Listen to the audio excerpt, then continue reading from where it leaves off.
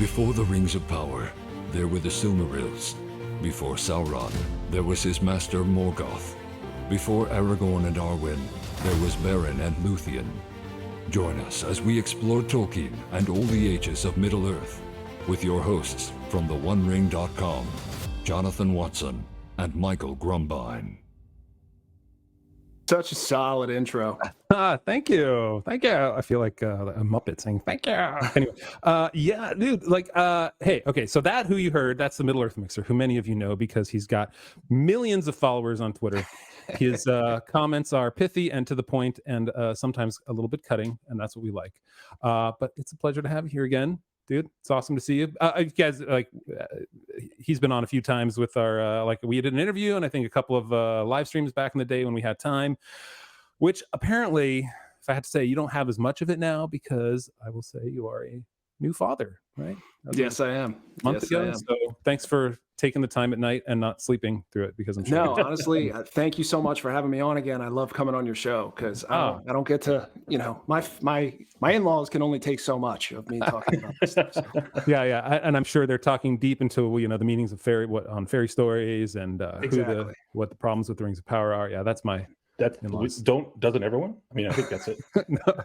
We're gonna be the opposite of those in-laws to our kids. Like they're gonna be like, what are you talking about? Yeah. Like, isn't it just a movie, like an old movie from a long time ago? And no. All right. Oh, sorry. Go ahead. No, go ahead. You're what? Oh, I was just gonna say, my wife's dad. He came up to me and he was like, hey, I just want you to know, I listened to an episode of your podcast and it sounds great. I have no idea what you're talking about at all whatsoever. I didn't make it through, but you sound good. And I was like, he's honest. He's honest. Some people, that's all we can ask. Oh man, I think it's like the episode of is it Fingolfin and Finarfin? One of the FNLs speaking with a woman about death and life and long life. What's that called? It's called Afterbeth. Yeah. Afterbeth. Yep. Right. And if you listen to that, you're like Finrod and Andreth. Andreth, thank you, Finrod. See, one of the FNLs. I still can't. After reading through the Silmarillion and going through the Unfinished Tales and some of the histories of Middle-earth, I still can't remember the names. I'm horrible with names. Okay, so guys, we are on to number 14 of, I think my count is 220 of changes that are coming We're up. almost there. We're almost there. We're almost there. A thorough list. But these ones are good. Base.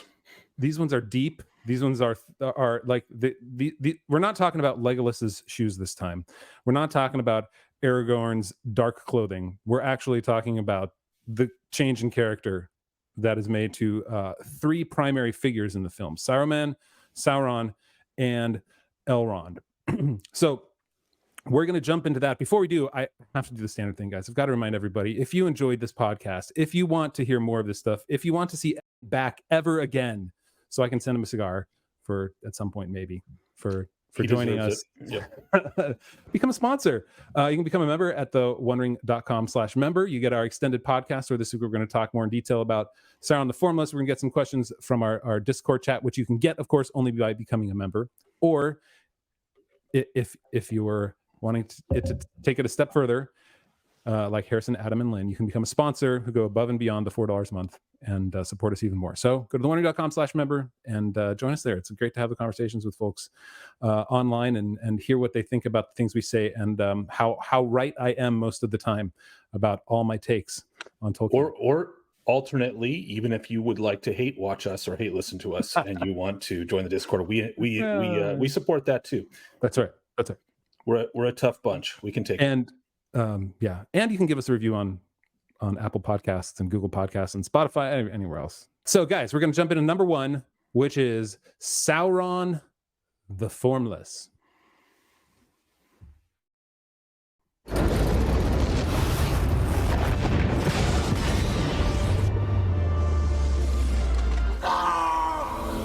I don't know how long they tortured him. Sauron has regained much of his former strength. He cannot yet take physical form, but his spirit has lost none of its potency.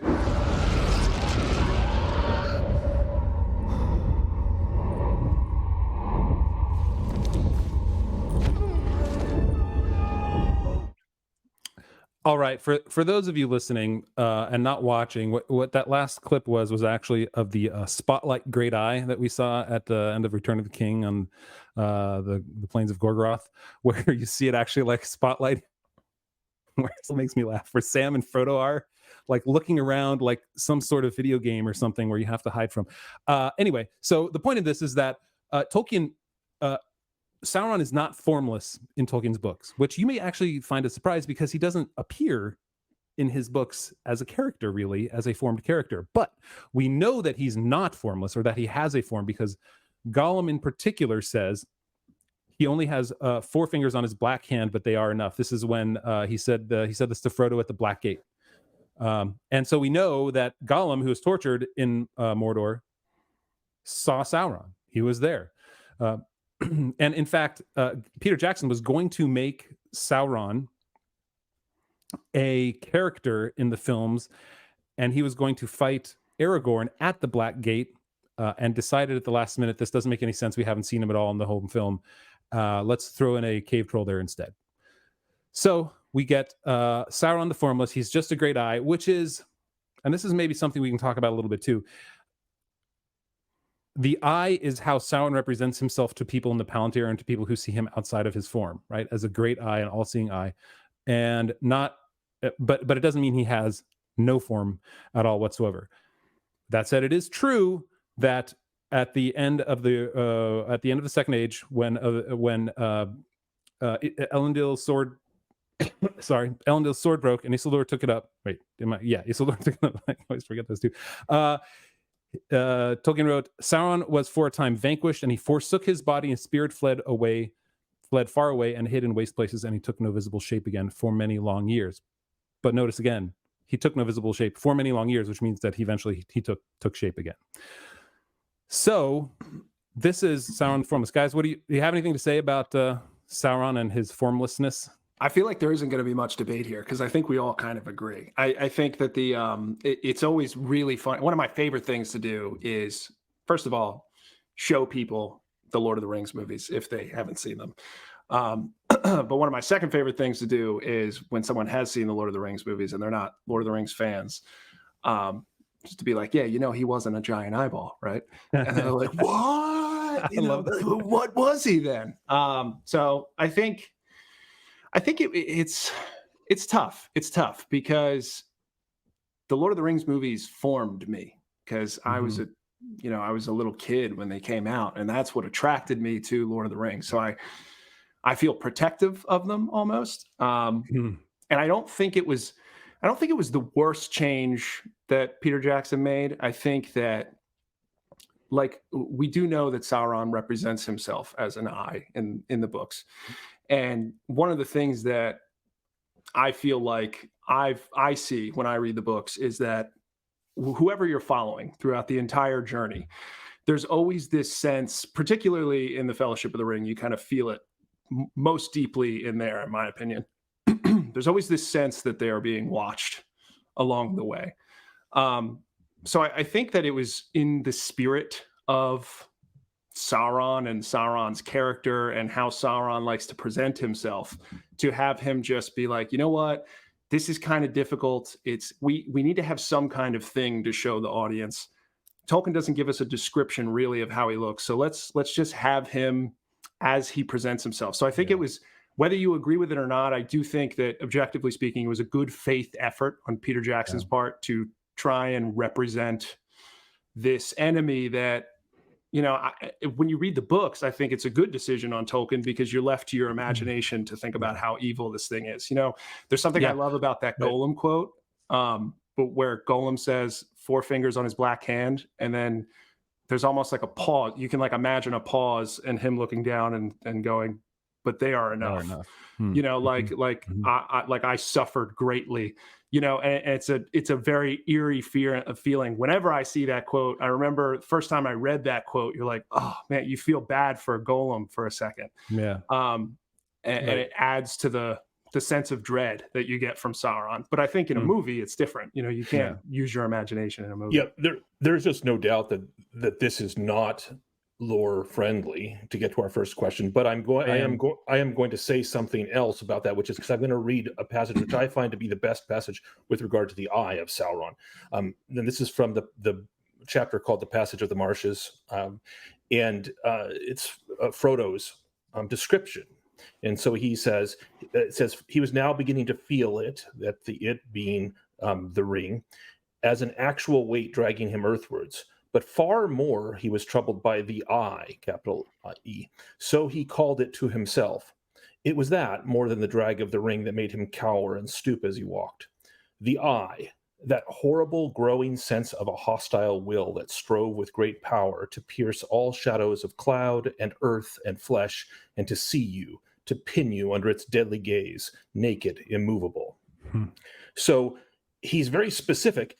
The eye is not a physical eye.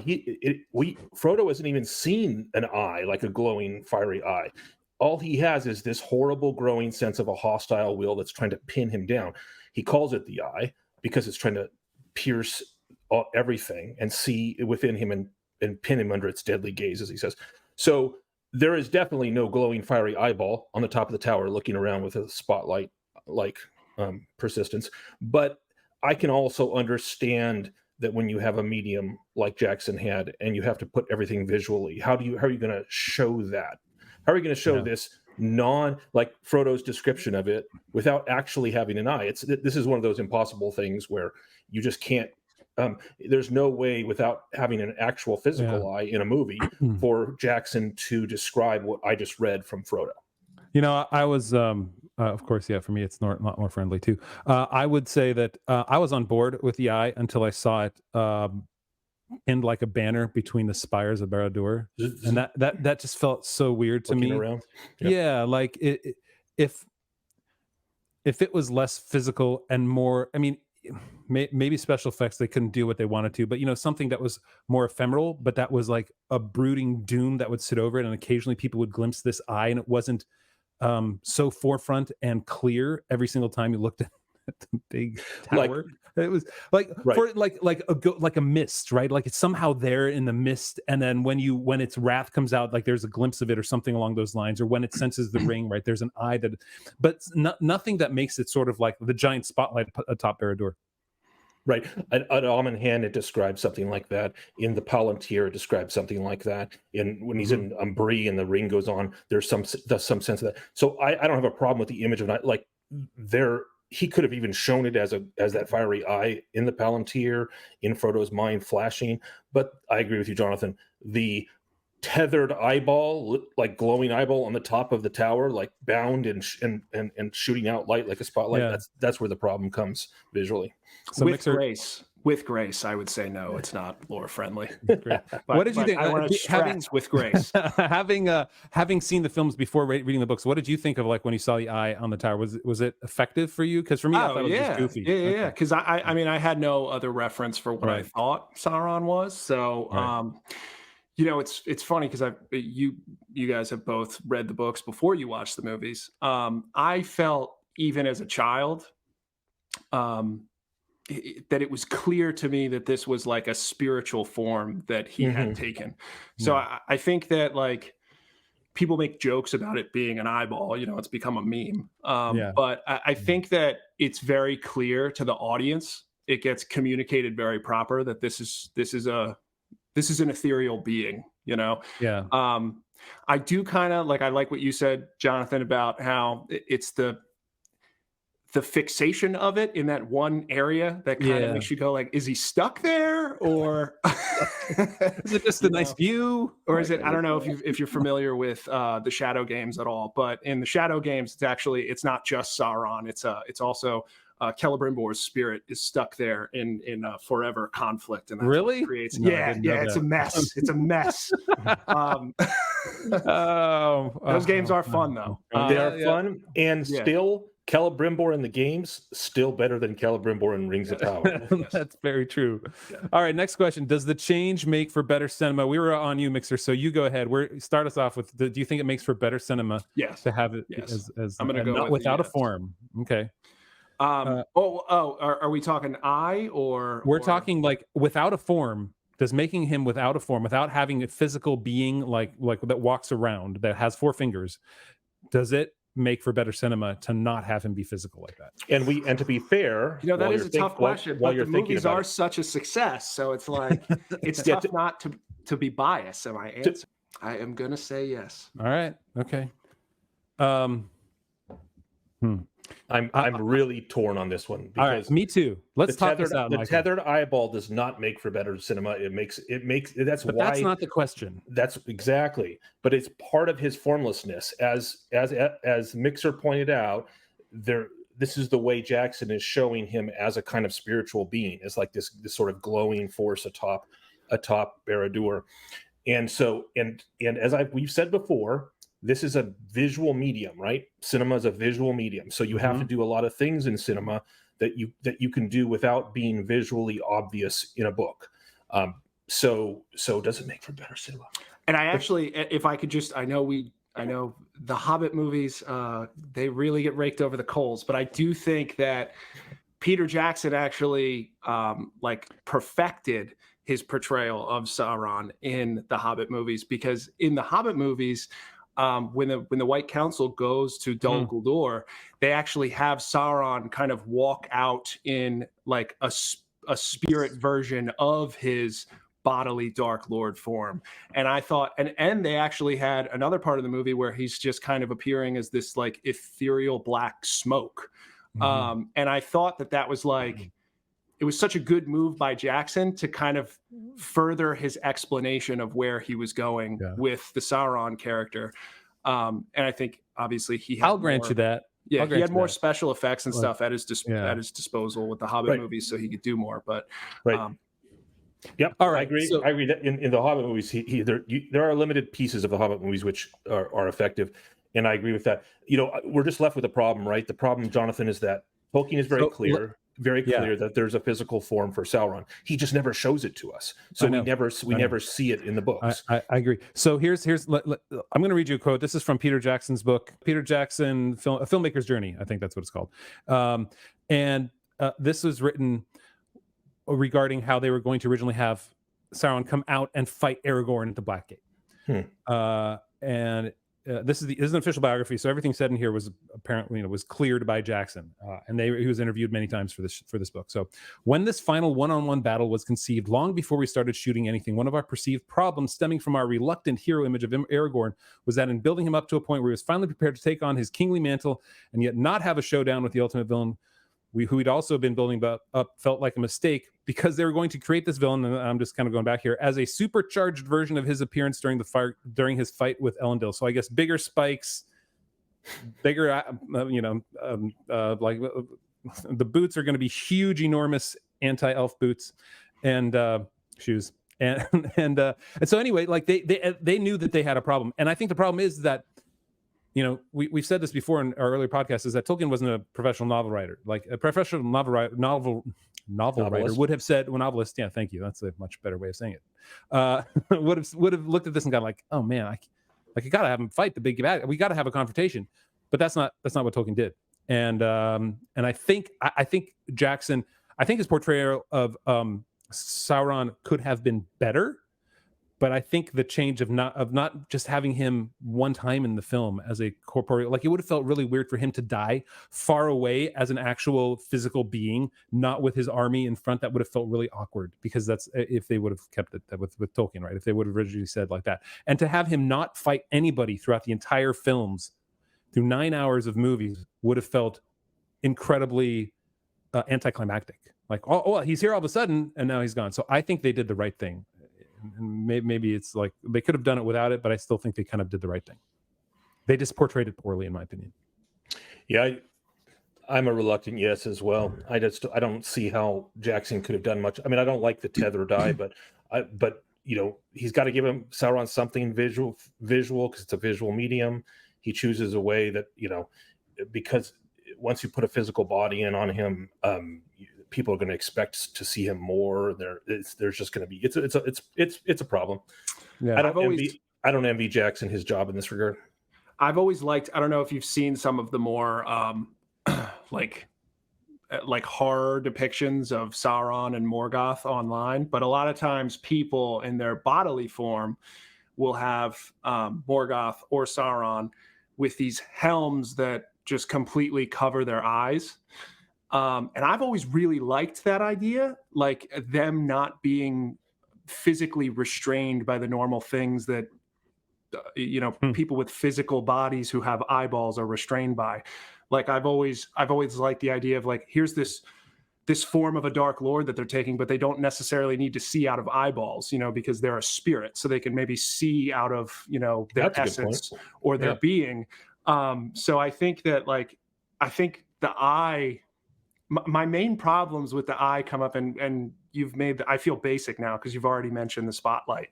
But there's something about the spotlight that makes it seem so restricted and tethered. Like if he's a giant eyeball, he should be able to see from both directions. Like it shouldn't be limited by I need to look around and panic to try. And in the crucial moment at the Black Gate, that was a big problem for me, because that moment was like half a second where the eye is searching for something around Mount Doom. And there's this actually occurred in the book. Like the eye is searching for Frodo and Sam as they're crawling up Mount Doom. But in the movie, it's like a literal spotlight. Like my kids play this game called German Spotlight, where one kid stands in the backyard with the flashlight and turns around, and everyone else there's all these obstacles, and everyone else has to try to, it's like red light, green light. They have to try to get to the person with the flashlight who turns around suddenly and tries to shine it and find people. And if he finds you with the spotlight, then you're out of the game. And it felt like that. It felt like German Spotlight to this, because then Aragorn does his line at the Black Gate, and then the eyeball literally like what looks up over, the spotlight moves to like look across the Udun towards the Black Gate, and it was too. I mean, the Lego movies got it right with making fun of it at that point. Yeah, that's true. It's true. All right. So now that we've hashed it out, how much do you like the change? Now, this is on a scale of 1 to 5. No zeros here. I'm sorry, because I would have had a couple of those already. But on a scale of 1 to 5, and you can do 1.1 or 4.2 or something. You can go that far. So, how much do you like the change? How much do you like the change? So I say this with no level of, I think it was done better than the books. That's not what I'm saying. I think for the movie, I would say I like the change, and I'd give it a 4. 4. So that's there's one room for improvement. 4. And that's simply because I could not even begin to fathom a better way of doing it. Yeah, I think they were put in a really tough spot with how Tolkien wrote the books. And I think if there was one more battle, if there was one more scene even of what Sauron was to the Fellowship as an actual physical character, meaning he would have to take on some sort of battle by himself. If he would have been the one who went to, Gondor at some point and fought at the walls of Minas Tirith or something, right? If he would have involved them, like that would have made more sense. But I think the change was appropriate. Out of my duty to my purism, I can't give it a 4.0, so I will give it a 3.9. That I think it was the right change to make. Michael, I'm a little lower than that. I'm somewhat above ambivalent on it because of my dislike of the eyeball, but I'm not judging it based on how they did the eyeball. I'm judging it that they didn't make him into a character in the films that had arms and legs. And 4 fingers. But why would they do that? Like if they had done that, I would have hated them for that. So there was a, tough crowd. Yeah. Look, I'm thinking specifically of the battle with Aragorn at the Black Gate. That would have been a total departure from the books. Tolkien tells us that clearly that Sauron has a body, but he doesn't ever show it to us. So the fact that they have to do something visual, at 3.8, I'm close to you guys, but I'm not. All right. Wow, you're clairvoyant. Oh, 3.0 asterisk. 3.8. You're clairvoyant. It's a big asterisk. You thought we would all have the same mind, and this is about as as close as we've ever been. Yeah, we are very close. All right, so Sauron the Formless. Yeah, good idea. Seems to work out okay, except for the freaking stupid eyeball at the top, suspended. Spotlight eyeball is no good, but spotlight eyeball. Everything else fine. All right, we're on to the next change. This one we call Elrond the Unbeliever. And Saruman, you tell me, has betrayed us. Our list of allies grows thin. We do not have the strength to fight both Mordor and Isengard. Who will you look to when we've gone? The dwarves? They hide in their mountains seeking riches. They care nothing for the troubles of others. Men. Men are weak. The race of men is failing. I was there the day the strength of men failed. There's no strength left in the world of men. They're scattered, divided, leaderless. There is one who could unite them. One who could reclaim the throne of Gondor. He turned from that path a long time ago. All right, if you're not depressed to be a man at this point after hearing Elrond speak about the cis heteronormative problems in Middle Earth with men, then you're a better man than I. No, so Elrond clearly has some issues with men and apparently dwarves. He was scarred by the ring not being cast into Mount Doom. He raised up Aragorn and told him, "Don't be the king. There is no kingdom of Arnor," which we'll talk about at some point in the future, how somehow Arnor just doesn't exist in the films. But this, I just want to read. This is how, when Frodo first saw Elrond, just so that we know this is Tolkien's, how Tolkien calls Elrond, and visually Frodo sees him. So this is from when Frodo first sees him in Rivendell. "The face of Elrond was ageless, neither old nor young, though in it was written the memory of many things, both glad and sorrowful. His hair was dark as the shadows of twilight, and upon it was set a circlet of silver. His eyes were gray as a clear evening, and in them was a light like the light of stars. Venerable he seemed as a king crowned with many winters, and yet hale as a tried warrior in the fullness of his strength. He was the Lord of Rivendell and mighty among both elves and men." All right, Michael, this is your favorite. We didn't call it Elrond the Constipated because I think that might be a little bit a turn too far. However, what do you think? All right, so I'm gonna harken back to an episode we did a couple times, or maybe it was last time, because we do 3 at a time, 4 at a time. That's our episode on Aragorn, where we talked about Aragorn the Reluctant King, and I had a great problem at that point because, and especially egregious is the quote from that you just played from Elrond about that it says that Aragorn turned from that path long ago. In fact, in the books, it's the exact opposite. Elrond has been preparing Aragorn. He's been Aragorn's father, or surrogate father, and he's been preparing Aragorn for the mantle of kingship. We talked about how Arwen's been working on the banner for 38 years, that banner that the Rangers carry, and that gets unfurled. Elrond is fully supportive. He had Anduril crafted while Aragorn was in Rivendell. The strength of men is what Elrond is looking forward to in the books. He's seeing that men, the strength of men, namely the strength of the Númenóreans that are left, who, technically, of course, Aragorn is his great 23 greats nephew, because his brother Elros was the first High King of the men, and so they've totally flipped it.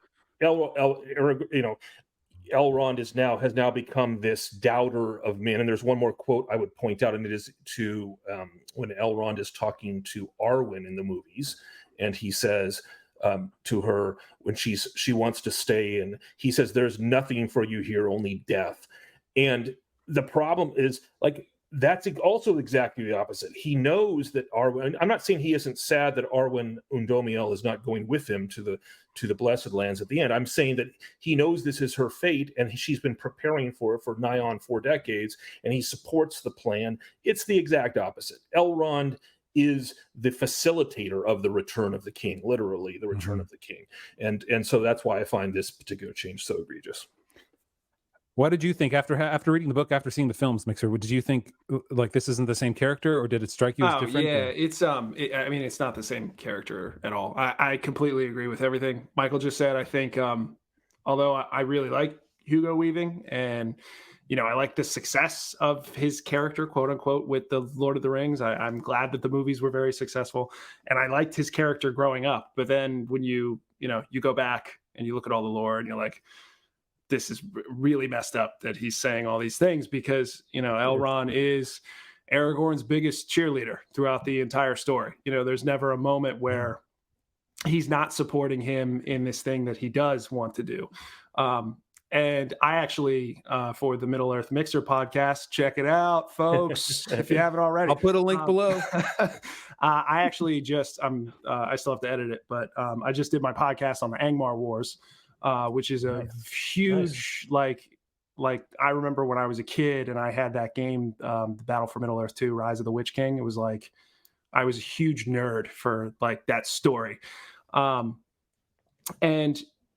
when you realize Elrond's role in protecting the heirs of the last king, Arvedui, and how he worked hand in hand with the chieftains to not only police the North, but prepare them for their eventual return to their former power.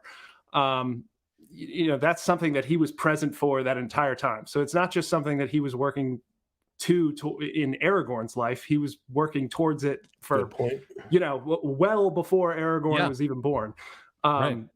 He sends his own sons with the Grey Company to go and bring the banner to Aragorn when Aragorn unfurls it at the Stone of Eric. This is like, he was willing to lay his own sons down to get that that item that declared Aragorn's legitimacy to him. So sons that are sadly cut from the movies. Yeah. Exactly. Well, sons and also the Rangers, right? You think Aragorn, Rangers. He's the Lone Ranger in this movie. There are no other There's no Rangers. He's a Ranger at Barlam and Butterbur. He's one of them Rangers, whatever they are.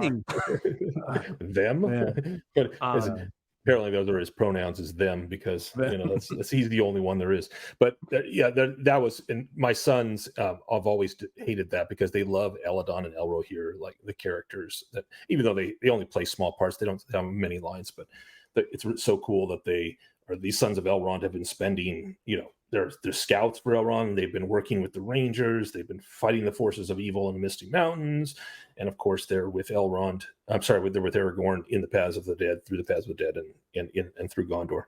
So, yeah. And it's also like kind of a very, haughty thing of him to claim. You have the DNA of men running through your veins, and you sit here and you say there's no strength left in men.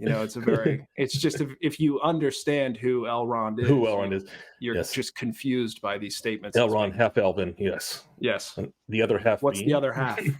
What's the other half, Elrond? That's why he's balding, is the other half.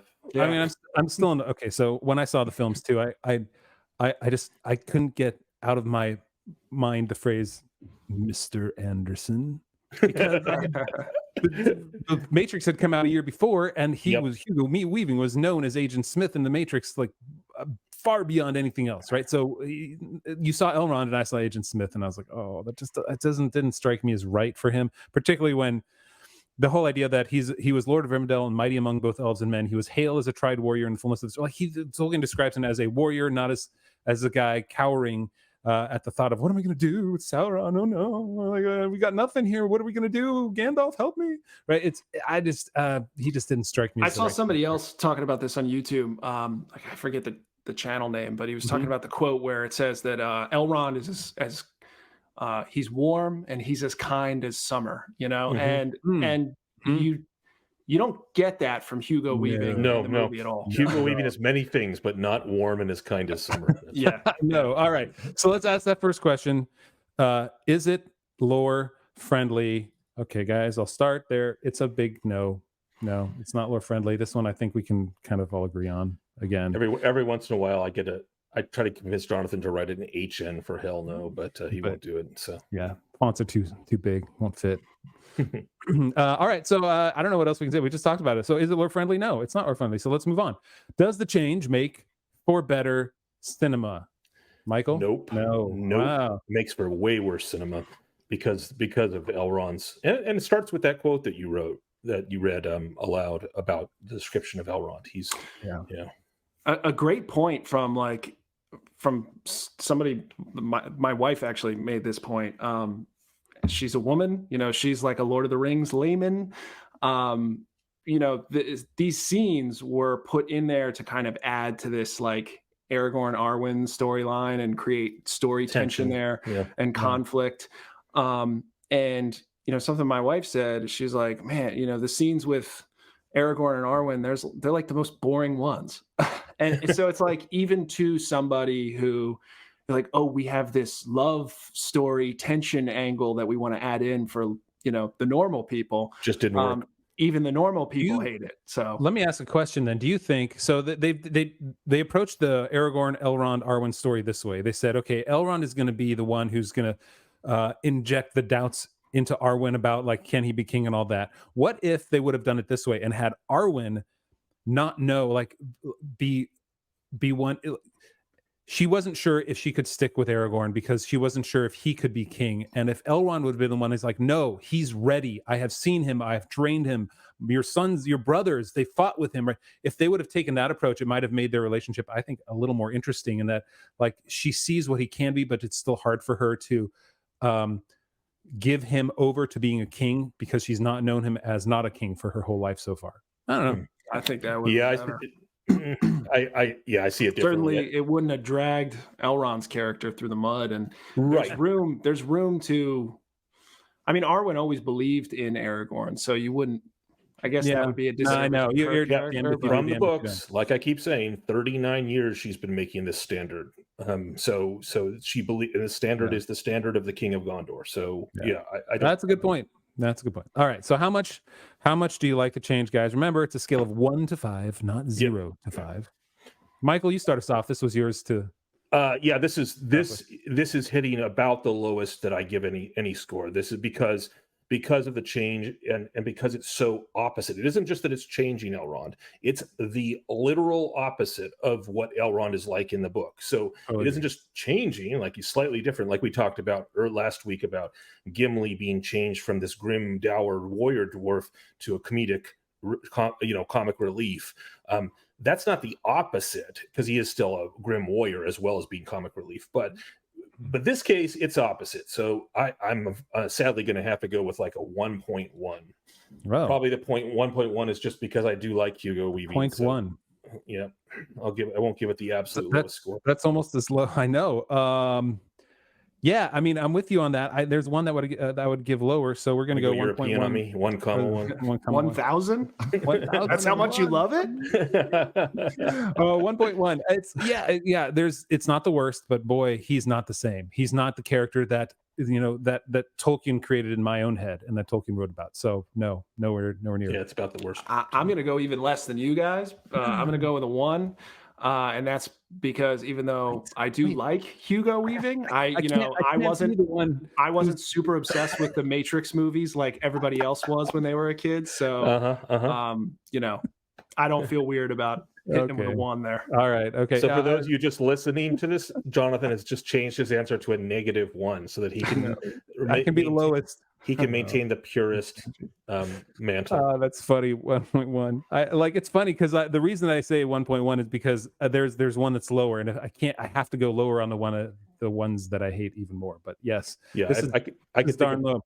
I mean, 2 other changes that I'm going to go lower than that, but that's about it. It is about the worst because of the character change is so opposite to the book character. Yeah. All right. Well, this isn't the only character change. Of course, we have Saruman to go through, and this one we call Saruman, the Sith Apprentice. Against the power of Mordor, there can be no victory. We must join with him, Gandalf.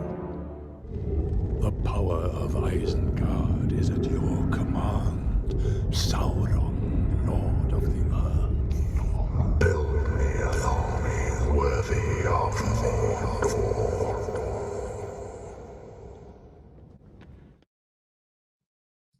It's Darth Vader to the Emperor. That's really what it feels like. That's why we called it the Sith Apprentice. I mean, look at this shot of him cowering almost. And this was one of those little things when I saw the films.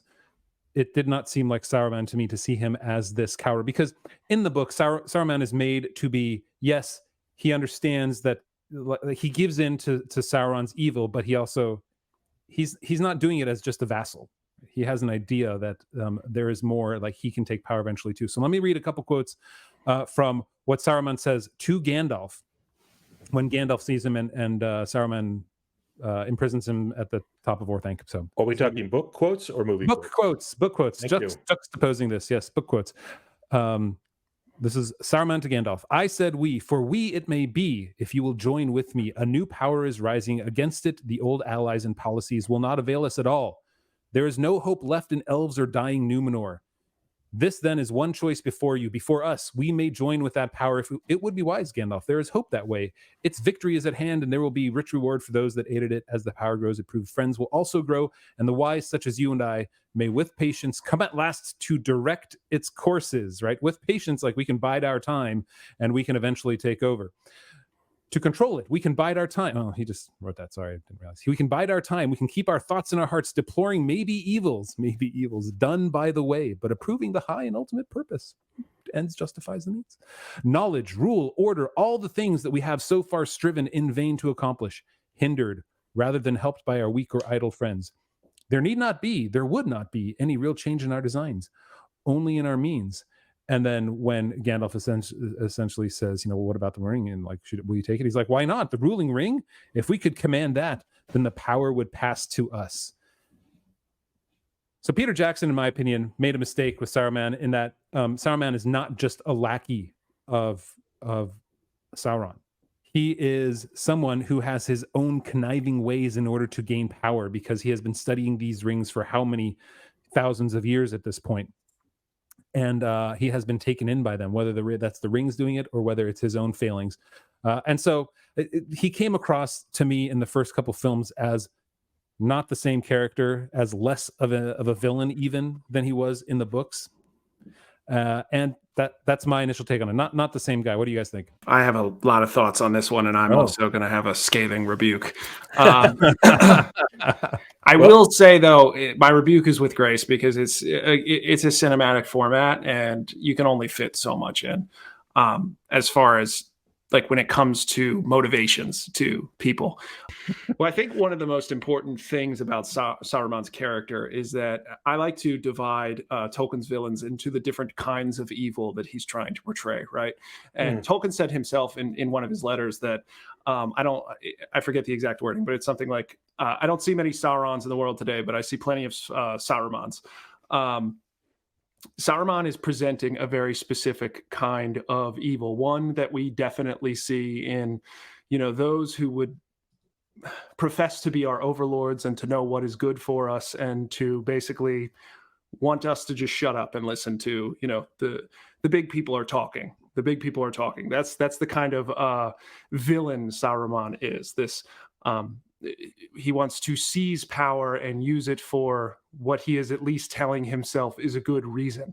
And, he wants to do it through non-traditional means. He wants to do it under the guise of progress, right? Because Saruman is way more interested in, Sauron wants to rule. Sauron wants to order the world in a way that he sees fit. Saruman wants progress. Saruman wants to see how far technology can go, and to see how far industry can go, and to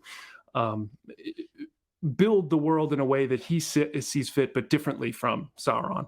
And I think that that's his specific motivations and his specific goals are different, and it makes him a much more interesting, and not just interesting, but relevant villain to villains that we face in our world today. And I won't get too into that, because then I can get political, and I don't want to do that. But they're real, they're out there. Saruman is a monster to be explored and to be studied. And I think that he was just a shell of what he actually is in the books, in the movies. In the movies, he's more of this servant, cowering and doing everything that Sauron wants him to do. We get maybe a taste, like you might think to yourself, I wonder what maybe he wants to be the guy himself, because you get the quote from Gandalf where he says there's only one Lord of the Ring and he doesn't share power. But it's pretty much it. You're really left to speculate what Saruman's real goals are. And in the books, you have a much more fleshed out character who's not only bad, but he's bad for very specific and relevant reasons that we can draw extremely important lessons from. So right, that's a really good point. I really like that, Mixer. I like the distinction of the kind of evil that Saruman is portraying from the pen of Tolkien. And Jonathan, your quote was the perfect one about him, his ends justify the means speech.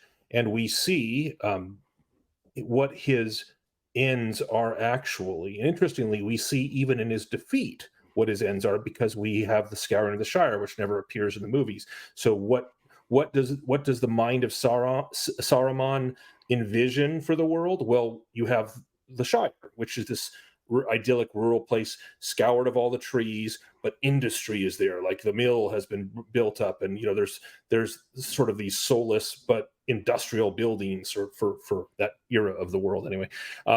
And so progress, right? That's the vision. And I would remind our viewers that it was only Saruman's forces that had the kind of blasting fire that could take down the walls of Helm's Deep.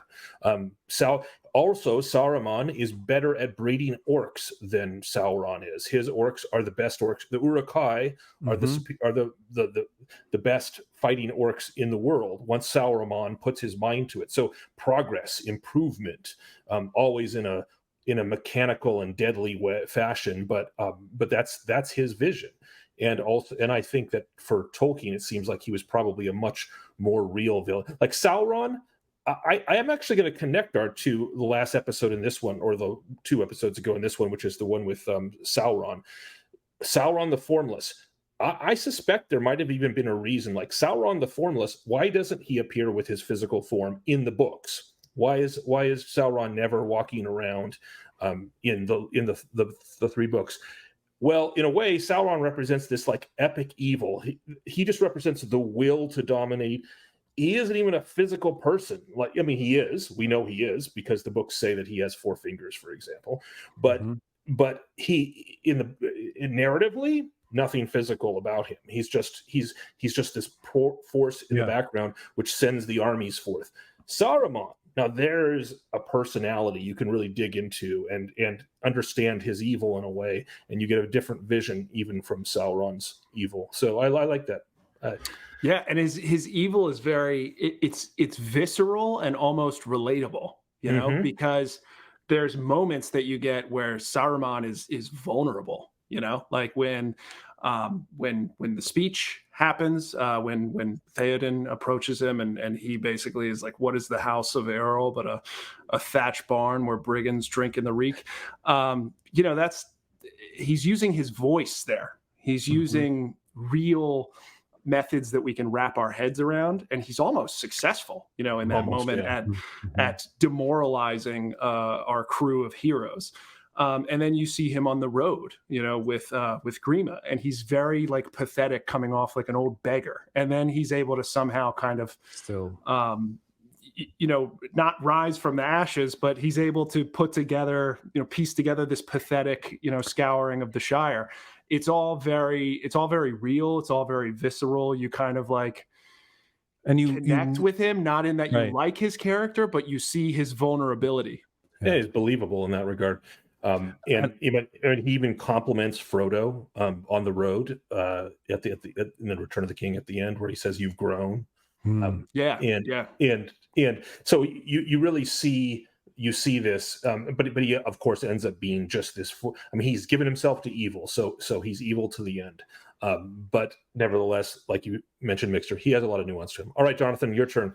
He does. Well, 2 things. One, I think they actually, like, by not making him want the ring for himself in the films, I think that was just a mistake. Like so they couldn't make him like Darth Vader. Didn't, like, he killed the Emperor in the end, but Saruman doesn't do that. Only as his act of redemption does he kill the Emperor in the end. Right. But Saruman is making a play for the ring. Like the Uruk-hai, they're there. The tension of the 3 bands of orcs following the death of Boromir is like the orcs of the Misty Mountains and the orcs of Mordor and Saruman's Uruk-hai. So he's making a play for the ring. He wants the ring. That's right, and they could have leaned into that. So that's number 1. Number 2 is that this whole Darth Vader idea actually was written about in a treatment that Peter Jackson got back from Miramax, because they felt that if they didn't make Saruman into the primary villain, into a villain that was related to Sauron, it wouldn't work. Like particularly related to him, and that if if they were defeated by Saruman, it was like being defeated by Sauron, right? That was like where they were going. And so this also comes from. So they leaned into the equal sign, is what you're saying. They're like trying to draw the equal sign between them. So he's just the apprentice villain. Okay. So the notes from an early treatment given by Miramax in 1998 when he was getting notes of this here. And some of these Jackson took to heart, which was cut or rework the role of Saruman on a, quote, use him or lose him principle, meaning like you can't have two villains in one film like this or one major story. Making him more effectively the villain of the piece, make him the Darth Vader to Sauron's emperor. And that's verbatim from the notes from Miramax. So they took that to heart. They really did make him more of an apprentice rather than the one who wanted the ring for himself. And they could have leaned into that. All right, so let's talk about the whole, is it lore friendly, guys? Are we broken records here? Are we thinking that it's lore friendly? I'll start this time. No, it is not lore friendly to make him just the vassal of Sauron. I feel like, and that also, here's the thing, like the difference between Saruman and Gandalf was there to guide the peoples of Middle-earth, and Sauron wanted to control them. And I think they could have, like, they show him controlling Grima, right? They like you were talking about his voice, right? You lose that. The only voice you get is freaking Caradhras. Right down the, whatever he said.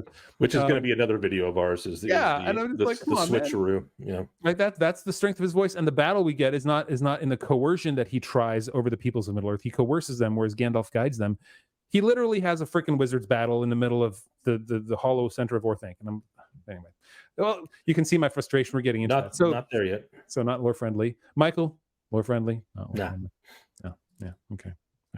I mean, to me, it's actually there is an angle where I can say it's close to a yes because they're trying to lean into him as vassal of Sauron, because in a sense he was Sauron's vassal. Like the Ringwraiths had him under their thumb whenever they appeared. It's just that he was willing to make a play for to be Lord of the Rings by taking the One Ring when they weren't there. So I can see that it's a kind of.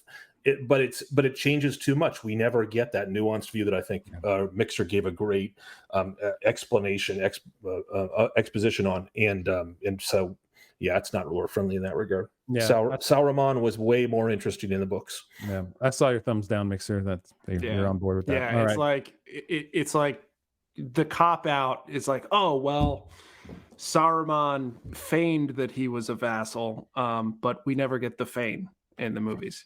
We never really have a whiff of independent thought coming from that shot of him that you saw earlier of him like huddled in his white huddle cloak, small, and then the orc comes in and is like, what would you have us do, my lord? And he's like, great army. And I'm like, oh, but you're just repeating what Sauron said and you're just this minor little character. Well, I mean, the orc literally says, what orders from Mordor? Oh, that's right, he does. Yep. So Saruman he isn't even lord of his own. So it's like he doesn't even his own people don't even really see him as the big bad, which we know is not true. So, and by the way, Christopher Lee did a fantastic job leading it. He was given a character to play, and he does a great job with the characters. And certainly got the voice down. I mean, I can't think of anybody else playing Saruman. That's he was a 10 out of 10. Only they would have leaned more into that voice and made it something special. Exactly. All right. So, does it make for better cinema, Mixer? No.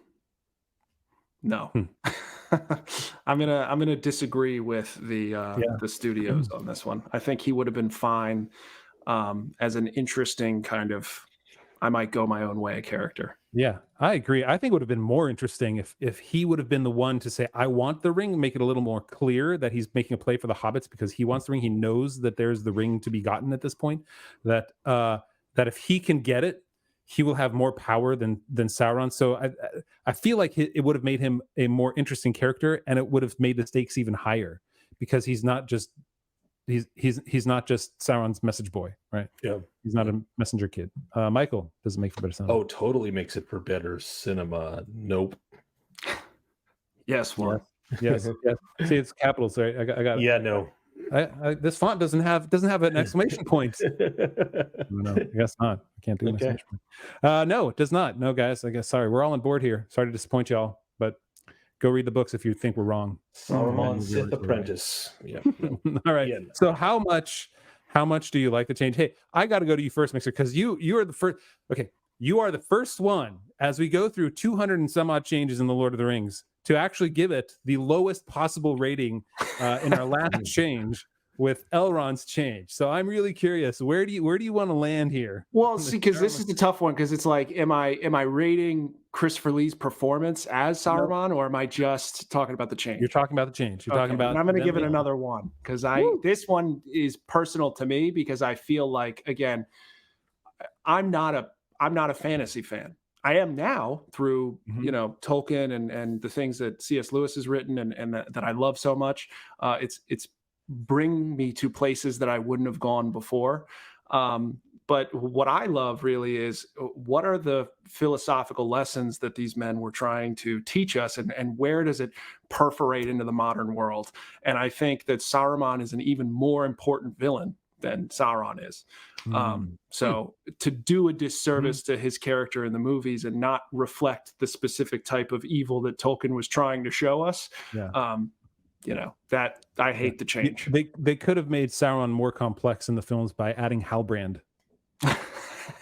Yeah, Charlie Vickers would have been good there. That would have been great, because would have been an important character there, because we would have known like that he's after their jobs. Yeah. It's because everything, because there can't be any real anxieties in a population unless it's economic. Everything has to be understood through haves and have-nots. That's right. Yes, absolutely. Yes, exactly. It depends on where you're on the scale of oppression, is how good or how bad you are. That's exactly.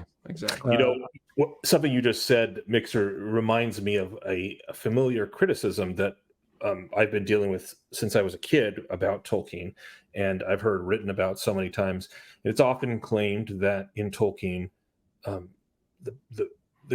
goodies are too good and the baddies are too bad. That it's just two-dimensional. It's simple black and white. You have the good guys and you got the bad guys. Now, clearly, people that are saying that don't take the book seriously, because when you read about Boromir, for example, like there's so much. You read about Denethor, for example. You read about, but Saruman is another example of that. We see from the books, and Jonathan's quote, that he wants order. He's even told himself, I mean, maybe he's lying to Gandalf in a way, but probably is in some way, but he's also probably told himself this enough that he desires this kind of order and progress. And I see the nuanced view of evil. Sauron, those people's criticism, the people that say that there's only simplistic good and simplistic evil, they're right on one count. Sauron is pretty much purely simplistic evil. He's the desire to dominate and destroy, and he never appears as a body inside of the books. So the characters that we actually hear talking and interacting are way more nuanced. There's a lot more gray. They're a lot more real. I don't care about gray at a certain point. I just care about real. So they're a lot more real. And Saruman, we lose that with this simplistic version of Saruman. Now, having said that, I'm not going to give it a flat one, because my number is a 1.5, Jonathan. And the reason is because I give it a little bit of grace because of the fact that Saruman was Sauron's vassal. So that when push came to shove, Saruman bowed to Sauron and his lieutenants. And so there's a part of that Sith apprentice, a small part of that Sith apprentice personality that was not inaccurate to the book. That's right.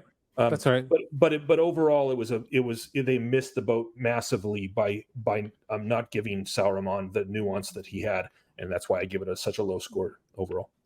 I agree. What's weird is I'm going to be higher than you, because I think the whole idea, like, he wasn't totally beholden to Sauron, but they didn't get wrong, though, that he was somewhat beholden to him. One, because you mentioned, right, the ring wraiths, they came by, and he has the Palantir, and he knows these things, and so he answers to them. He answers to him. He's simply not, like you pointed out, Mixer, there's not an orc that comes in and says, "What orders from Mordor, master?" And like, no, that's not right.